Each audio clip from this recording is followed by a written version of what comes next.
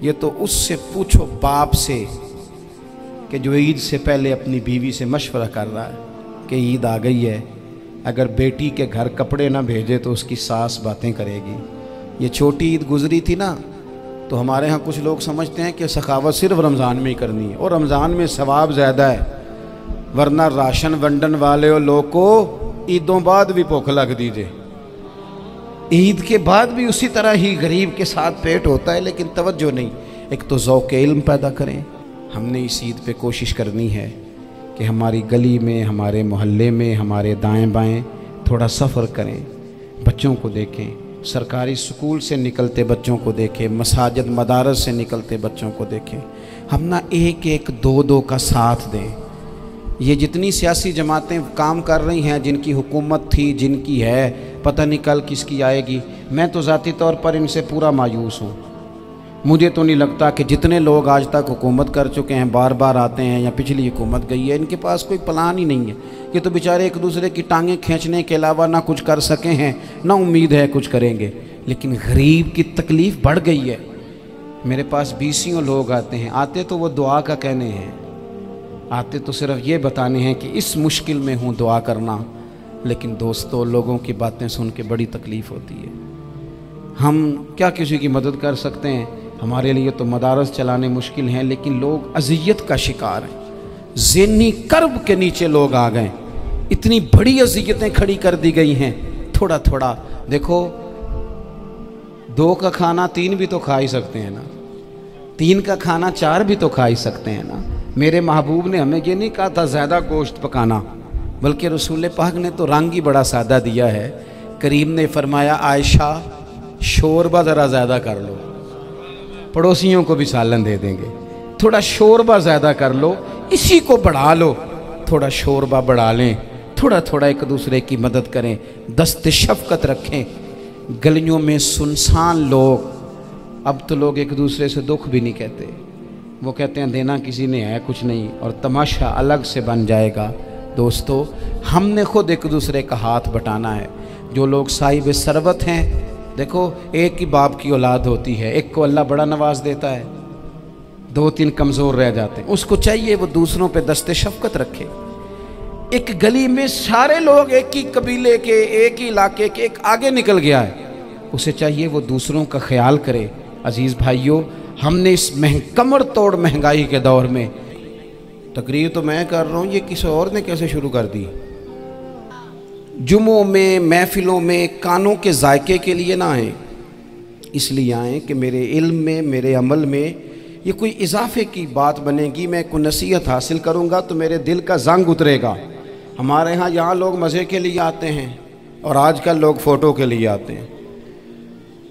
ان 2 کاموں سے نکل کر خالص اصلاح کی نیت سے علم کا شوق، ہمارے ہاں تیزی سے ایک حرکت کی گئی، علماء کا وقار خراب کیا گیا اور لوگوں کو دینی علوم سے دور کیا گیا، اور اس میں بعض بیچارے واعظین اور خطباء نے بھی کردار ادا کیا، جب جعلی پیر کی تعریفیں کھول کے کیں، اور اسے پتہ نہیں کہاں تک۔ یہ اسٹیج جو ہوتے ہیں نا، ان میں کوئی بندہ اچھا لگے بھی تو اس کے لیے دعا کرنی چاہیے، تعریفیں نہیں کرنی چاہیے۔ تعریفیں اس کا کوئی فائدہ نہیں ہے، اس بندے کو تو دعا کا فائدہ ہے۔ اگر آپ کو اچھا لگ رہا ہے تو اسے دعا دیں، اس سے زیادہ کچھ نہیں کریں۔ اور ہمارے ہاں جناب وہ نقیب محفل بیچارے کی شامت آ جاتی ہے اگر تعریفیں تھوڑی کرے تو، کہتے ہیں انہوں تو نام ہی نہیں لینا ہوں، اور بھائی اس کے نام لینے سے آپ کا قد اونچا ہوتا ہے۔ تو علم اور عالم، ان دونوں چیزوں سے قوم کو دور کیا گیا۔ دینی تعلیمات کا فقدان ہے۔ جو میٹرک تک لوگ 60-70 کتابیں پڑھ جاتے ہیں، انہیں بھی قرآن پاک ٹھیک سے نہیں پڑھنا آتا، دور کیا گیا۔ آپ مجھے بتائیے، چلیں ایک مسجد ہی آپ دیکھ لیں، اس مسجد کے اندر اگر ایک طرف ایک عالم دین مشکات شریف کھول کے بیٹھے ہوں، حدیث پاک کا درس ہو رہا ہے، یا بہار شریعت کھول کے بیٹھے ہیں، فقہی مسائل بیان کیے، اور اسی مسجد میں ایک بابا جی جبہ پہن کے تگڑا سا بڑی سی پگڑی باندھ کے اور 500 دانے والی تسبیح لے کے بیٹھے ہیں، اب ایک بندہ اندر آتا ہے تو وہ کدھر جائے گا؟ عالم کی طرف کہ بابا جی کی طرف؟ وہ کیوں جا رہا ہے بھلا بابا جی کی طرف؟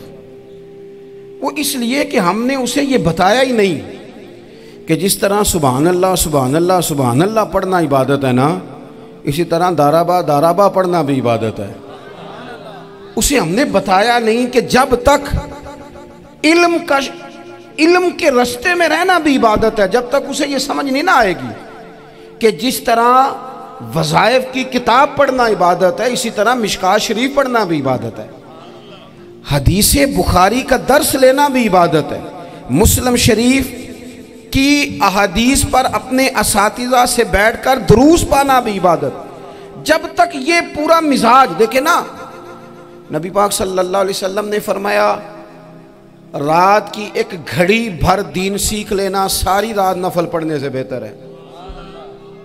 अब हमें समझना चाहिए कि किताब पढ़ के भी बंदा रब रसूल तक पहुंच सकता है। किताब व सुन्नत रास्ता आसान करते हैं, लेकिन हमारे यहाँ क्या मिजाज दिया गया है, बाबा जी के पास चलो, ज़रूर जाएं बाबा जी अगर नेक हैं तो मना कोई नहीं कर रहा, लेकिन जो सोच हमें हुजूर ने दी है हमने उसी की सोच के मुताबिक अपने मामलात को तरतीब देना है ना।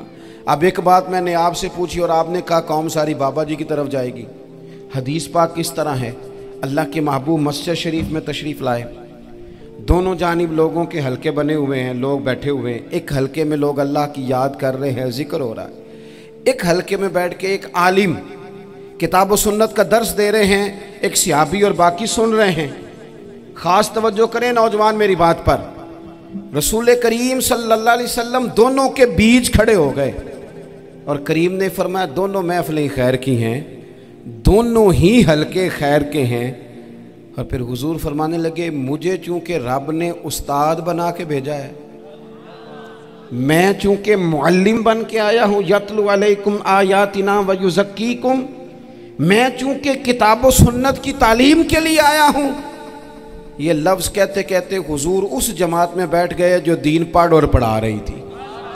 हुजूर वहाँ बैठे जहाँ बात दीन की हो रही, जहाँ लोगों को अल्लाह रसूल की बात बताई जा रही। तो जुमे में वक्त पे आएँ, अपनी दीनी मालूमात मजबूत करें और अपने लिए मजबूत करें। मैं आपको बड़े दर्द से ये बात अर्ज़ करता हूँ, अगर दिन में 100 लोग मसला पूछते हैं ना शरीयत का, तो उनमें 95 लोग वो होते हैं जो तलाक का मसला पूछते हैं। वालिद साहब ने, बेटी के वालिद साहब ने 2 महीने पहले आर्डर दिया होता है फर्नीचर का। बेटे की शादी हो तो महीना पहले शेरवानी वाले को भी कहना पड़ता है, गाड़ियां बुक करानी पड़ती हैं, मैरिज हॉल बुक, ये सारे लवाजमात हम करते हैं। सारा कुछ किया, गाड़ी से घर बसना है, मैरिज हॉल से बसना है, फर्नीचर से बसना है, हमने सारा कुछ उनको बताया। लेकिन काश 2 घंटे बच्ची किसी मुअल्लिमा के पास जाती, बच्चा किसी उस्ताद के पास जाता, निकाह तलाक के मसले भी सीखते। मैं दावे से कहता हूं अगर हमें पता चल जाए कि 3 तलाकें इकट्ठी नहीं देनी चाहिए, क्योंकि दे दें तो हो जाती हैं, अगर हमें समझ आ जाए कि नहीं देनी चाहिए, ये मसला बयान हो, और ये वाले मसले हम महफिलों में भी नहीं बयान कर सकते, इसलिए कि लोग कहेंगे मसला तो वो बयान करें जिस पे नारे लगेंगे।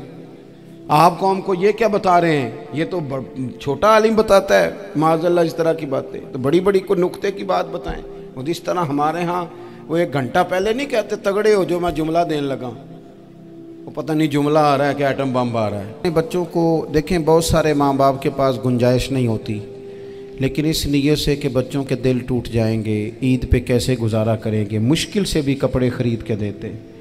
इस तरह हम अपने बच्चों को भूख से, प्यास से, मायूसी से बचाते हैं। इस तरह हमारे रब ने हमारे ज़िम्मे लगाया है कि तुम अपने बच्चों को कोशिश करो दोज़ख की आग से बचाने की।